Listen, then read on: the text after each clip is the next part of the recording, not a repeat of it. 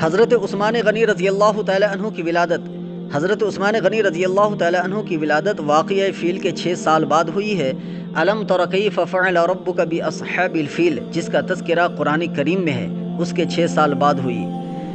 حضرت عثمان غنی رضی اللہ تعالی عنہ کا نام اور آپ کا نسب، آپ عثمان بن عفان بن ابو العاص بن امیہ بن عبد شمس بن عبد مناف، حضور اکرم صلی اللہ علیہ وسلم کے جد امجد عبد مناف پر جا کر آپ کا شجرہ مل جاتا ہے۔ حضرت عثمان غنی رضی اللہ تعالی عنہ کی والدہ کا نام عروہ، نانی کا نام ام حکیم بنت عبد المطلب۔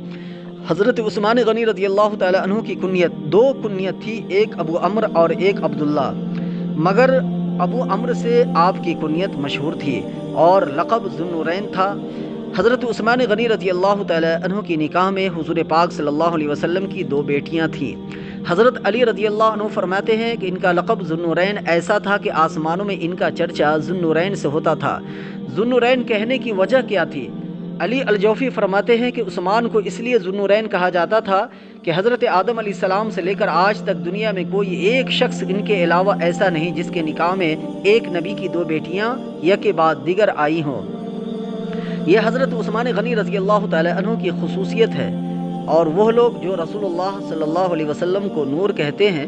اور بطور دلیل کے یہ بات پیش کرتے ہیں کہ دیکھو کہ حضرت عثمان رضی اللہ تعالی عنہ کو ذو النورین اس لیے کہا جاتا ہے کہ ان کے نکاح میں پیغمبر کی 2 بیٹیاں تھیں، تو جب بیٹیاں نور ہیں تو باپ نور کیوں نہیں؟ جواب یہ ہے کہ جب یہاں نور کا معنی یہی مراد ہے تو حضرت علی رضی اللہ تعالی عنہ کے نکاح میں بھی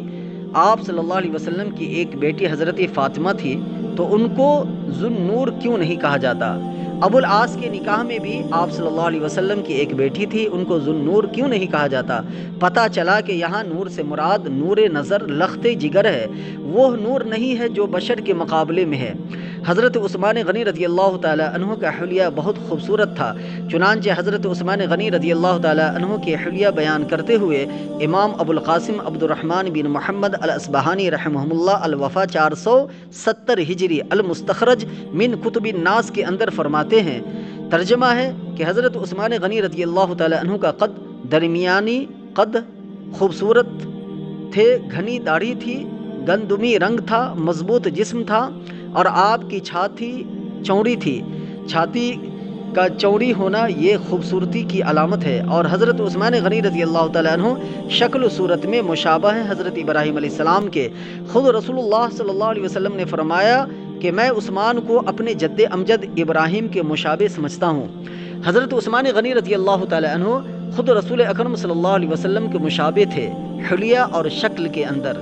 اور یہ کون فرما رہے ہیں؟ خود رسول اللہ صلی اللہ علیہ وسلم فرما رہے ہیں۔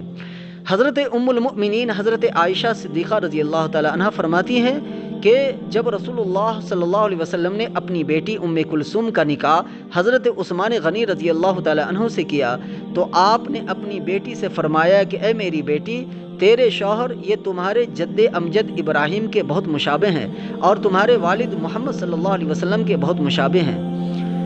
حضرت عثمان غنی رضی اللہ تعالی عنہ صرف اخلاق و کردار میں ہی آپ صلی اللہ علیہ وسلم کے مشابہ نہیں، کوئی یہ کہے کہ اخلاق و کردار میں حضور پاک صلی اللہ علیہ وسلم کے مشابہ تھے، یہ کہنا درست نہیں، بلکہ حضرت عثمان غنی رضی اللہ تعالی عنہ اخلاق و کردار کے ساتھ ساتھ حلیہ مبارک میں بھی آپ صلی اللہ علیہ وسلم کے مشابہ تھے۔